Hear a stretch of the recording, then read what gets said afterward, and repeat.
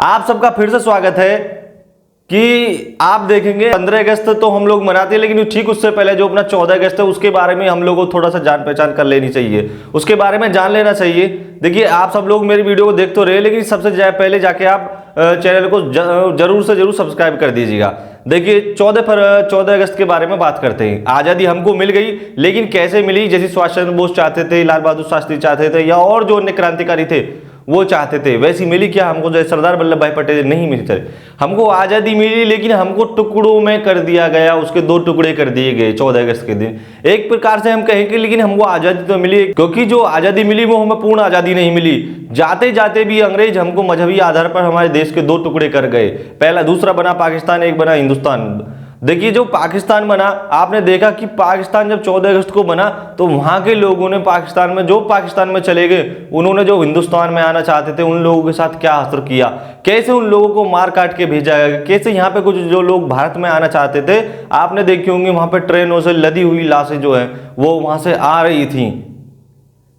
तो ये सब जो है, उसके बावजूद भी हम लोग क्या इंतजार कर रहे हैं कि वैसी सिचुएशन बने? हम लोगों के हाथ में देखा होगा आपने, कश्मीर के पहले, अब से पहले कैसी सिचुएशन बन गई, कैसी स्थिति बन गई कि वहां पे अपने देश का झंडा हम नहीं फहरा सकते, भारत माता की जय नहीं बोल सकते। लाल चौक है कश्मीर में, वहां पे हम भारत माता का तिरंगा का, चाहे 15 अगस्त हो, 26 जनवरी हो, कोई भी अपना पवित्र पर्व हो, आज़ादी का जश्न हो, हम वहां पे नहीं मना सकते थे। लेकिन आप देखिए, विचारधारा बदली है। आज वहां पे घर घर में तिरंगा है, चाहे छत पर घर की बात हो, कॉलेज की बात हो, स्कूल की बात हो, चाहे प्रशासनिक लोग, भले ही वहां के लोग हों, सबके घर में आज तिरंगा लगा हुआ है। क्यों? क्योंकि वहां पे विचारधारा चेंज हुई है, विचारधारा के लोग ऊपर बैठे हुए हैं। तो क्षण भर आप सोच के देखिए कि यदि आप फिर से कोई गलती करते हैं तो आप देखेंगे आप पश्चिम बंगाल में क्या स्थिति होने जा रही है। पश्चिम बंगाल में बहुत ही ज्यादा बुरी सिचुएशन इस समय पर बनी हुई है। कितने दंगे फसाद वहां पे हो रहे हैं, आप लोग देख रहे हैं। क्या कश्मीर में आप ऐसी स्थिति देखना चाहते हैं? ऐसी विचारधारा के लोगों को क्या आप फिर से उनको मौका देना चाहते थे?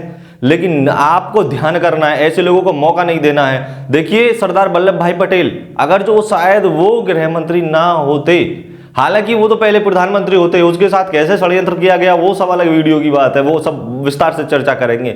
लेकिन गांधी जी की जिद के आगे नेहरू जी को प्रधानमंत्री बनाया गया और सरदार वल्लभ भाई पटेल को केवल गृह मंत्री बनके संतुष्ट रहना पड़ा। लेकिन उसके बावजूद भी देखेंगे आप कि गृह मंत्री जब सरदार वल्लभ भाई पटेल बने, उन्होंने कितनी रियासतों को उनको मिलाया। ये सब भी हमें अपने 15 अगस्त में बताना चाहिए, हमें अपने इतिहास में बताना चाहिए कि सरदार वल्लभ भाई पटेल अगर जो ना होते तो शायद, और यदि वो होते तो अगर जो प्रधानमंत्री होते तो शायद ये जो चीजें हैं, ये सारी चीजें हमको देखने ना मिलती। यदि सुभाष चंद्र बोस होते, नेताजी होते, तो देश का ये बंटवारा नहीं होता, क्योंकि वो पूर्णतः स्वतंत्रता की जो पैरवी कर रहे थे कि हमें पूरी आजादी चाहिए। लेकिन जाते जाते भी 2 टुकड़ों में बंट गया।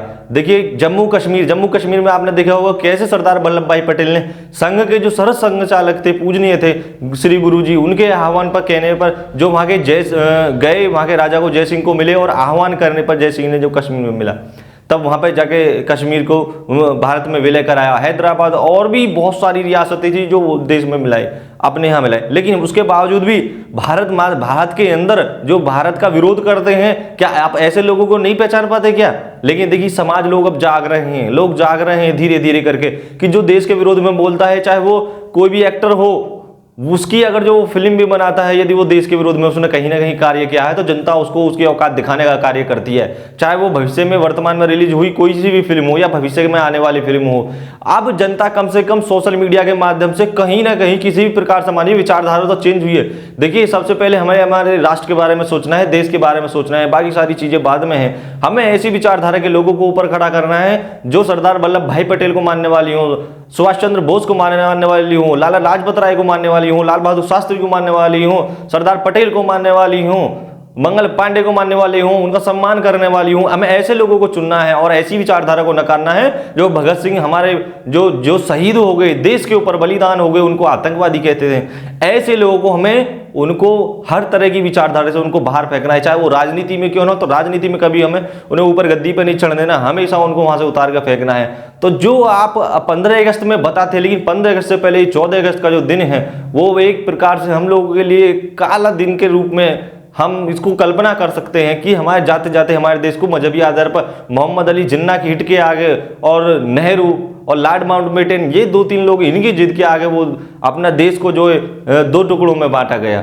तो आप सोचिए, आप तय कीजिएगा कि हम 15 अगस्त तो मना रहे हैं, 15 अगस्त हम मनाए, अच्छे से मनाए। और देखिए, ध्यान रखने योग्य बात है कि जी हम रटी रटाई बातों को, जो वामपंथियों ने इतिहास लिख दिया है, कम से कम उससे अलग जल के जो सच्चाई है कम से कम उसको बताएं। जो खामखाएं बेफालतू की हैं, जो जिनका कोई आज़ादी से मतलब नहीं, जिनको कभी अंग्रेजों ने लाठी तक नहीं बरसाई, जिनके नेता को कभी जेल में बंद नहीं किया गया और वही आज़ादी का श्रेय ले रहे हैं, ऐसे लोगों को हमको नहीं देना है। ये युवा पीढ़ी को बताना है। लाला लाजपत राय, देखिए ऐसे लोगों को हमें नाम बताएं, लाला लाजपत राय, बिपिन चंद्र पाल, बाल गंगाधर तिलक, सरदार वल्लभ भाई पटेल, सुभाष चंद्र बोस और भी चंद्रशेखर आजाद। जीते जी अंग्रेजों को कभी हाथ नहीं आया और प्रण था कि दुश्मनी को गोलियां का सामना हम करेंगे, आजाद थे, आजाद हैं और आजाद ही रहेंगे, कि जीते जी उनको कोई अंग्रेज उनको पकड़ नहीं पाए।